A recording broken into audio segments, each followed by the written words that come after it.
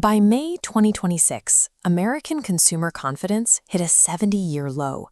To put that in perspective, shoppers are currently 10% more pessimistic than they were during the absolute peak of the inflation crisis back in the summer of 2022. This sudden freeze comes from three compounding pressures. First, prices have stayed stubbornly high for years.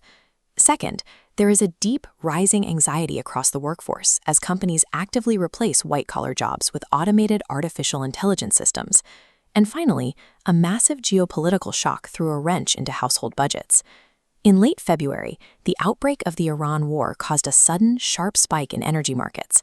Almost overnight, gasoline prices shot up by roughly 44%, aggressively draining cash from everyday commuters. Because consumer spending drives the vast majority of the U.S. economy, this kind of rapid pullback usually signals immediate trouble. In the first quarter of 2026, retail spending growth choked down to just 1.6%. By all traditional metrics, the country should be plunging straight into a severe recession. This chart shows exactly where things get weird. While the blue line, representing consumer spending, plummets, the green line tracking overall GDP actually splits off and continues climbing. Despite the retail freeze, the U.S. economy somehow grew at 2% in the first quarter. The old rules of consumer-driven economics aren't applying here.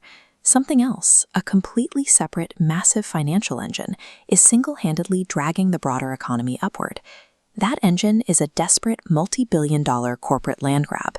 To avoid being left behind in the tech sector, companies are aggressively hoarding artificial intelligence hardware and locking down intellectual property. This spending spree is so intense that total corporate fixed investments skyrocketed to a 10.4% annualized growth rate, which is the fastest pace we've seen in nearly 3 years. Take a look at the breakdown of that 2% GDP growth. Even after subtracting the heavy cost of importing all those advanced computer chips, the capital poured directly into AI infrastructure accounts for roughly half of the nation's entire economic expansion for the quarter. But there's a fatal flaw in this setup. Building and running these AI models requires astronomical amounts of continuous capital. It burns through cash so quickly that venture capital firms alone simply do not have the liquidity to keep the servers running. Because corporate AI spending is the only thing keeping the national GDP positive, the entire American economy is now balancing on whether these tech giants can tap into a massive new pipeline of public cash to survive.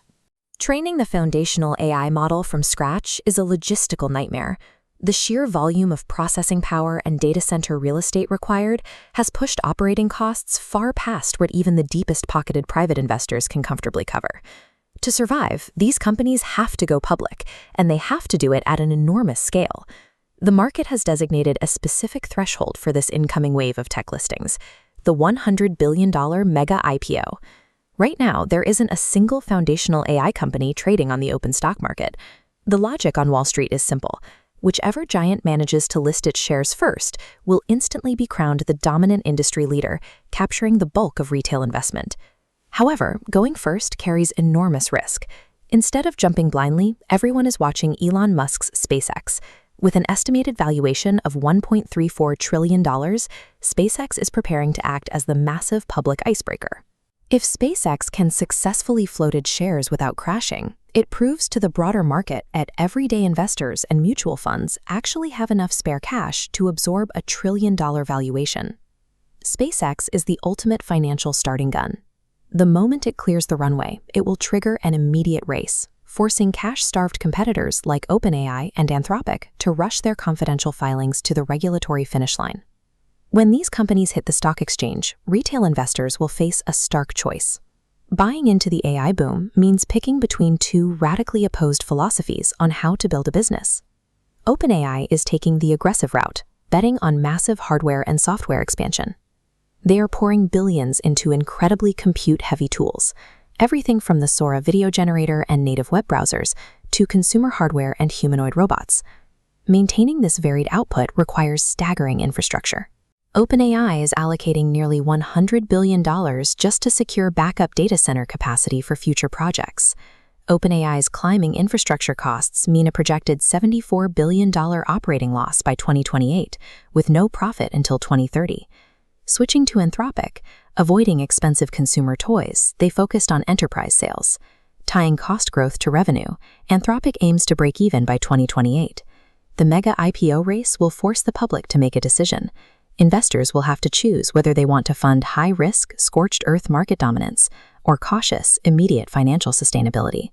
But all of these aggressive corporate strategies assume that there will be eager retail buyers waiting for them at the finish line.